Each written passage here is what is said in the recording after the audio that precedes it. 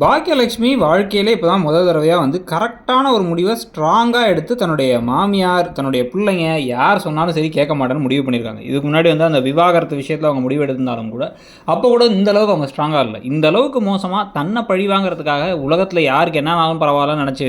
கோபி கண்டிப்பாக வந்து தண்டனை அனுபவிச்சே தீரணும்னு நினைக்கிறது தான் கரெக்ட். ஆனால் அவருக்கு அதுக்குள்ளே பெயில் கிடைச்ச மாதிரியும், இன்னொரு பக்கம் வந்து பார்த்திங்க அப்படின்னா அந்த குடும்பத்தில் எல்லாம் ஓவர் ஆக்ஷன் பண்ணுற மாதிரியும், இது இல்லாமல் வந்து பார்த்திங்கன்னா ஜாஜி நீங்கள் வந்துட்டிங்களா, அம்மா ரொம்ப மோசம் அப்படின்னு சொல்லிட்டு கட்டி பிடிக்கிற காட்சிகள்லாம் வேறு நம்ம பார்க்க வேண்டியது இருக்கும். இது எல்லா காட்சிகளுக்கும் முன்னாடி இப்போ பாக்கியா செய்ய வேண்டியது என்ன அப்படின்னா வந்து இவர் மேலே இந்த தப்பு இருக்கா இல்லையா அப்படின்னு ஒரு ஆதாரம், அதாவது வந்து அந்த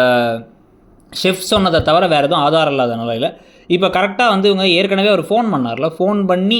பேசின போது அதை வந்து ஆடியோ ரெக்கார்ட் பண்ணியிருந்தோம் நாங்கள் ஆல்ரெடி அப்படின்னு சொல்லிட்டு அந்த ஆடியோ ரெக்கார்டிங் கிளிப்பை கொடுக்குறதோ, இல்லை அப்படின்னா வந்து இவர் அங்கே இந்த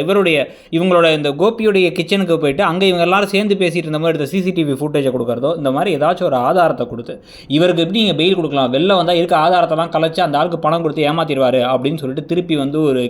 கேஸை கொடுத்தோ, இல்லை வந்து ஒரு உடனடியாக கோர்ட்டுக்கே போய் இவரை மட்டும் உள்ளார திருப்பி தள்ளினாங்க அப்படின்னா கரெக்டாக இருக்கும். அதுக்குள்ளார இவர் என்னெல்லாம் சொல்லி இந்த பிள்ளைங்கள மனசை, இந்த செடியன் இனியா மனசை, அதுக்கப்புறம் அந்த ஈஸ்வரி மனசெல்லாம் வந்து ஏமாற்றி வச்சுருந்தாலும் பாக்கியா மசியவே இல்லாமல் இவர் ஒரு 2-3 மாதம் உள்ளே போடுறாங்க, அதுக்கப்புறம் என்ன ஆச்சு அப்படின்னு காமிச்சா கரெக்டாக இருக்கும். அதை விட்டுட்டு இவர் அதுக்குள்ளே பெயில் கிடச்சி வெளில வந்துட்டாருங்கிறதுலாம் வந்து ஏற்றுக்க முடியாத சம்பவமாக தான் இருக்குது. உங்களுக்கு என்ன தோணுது?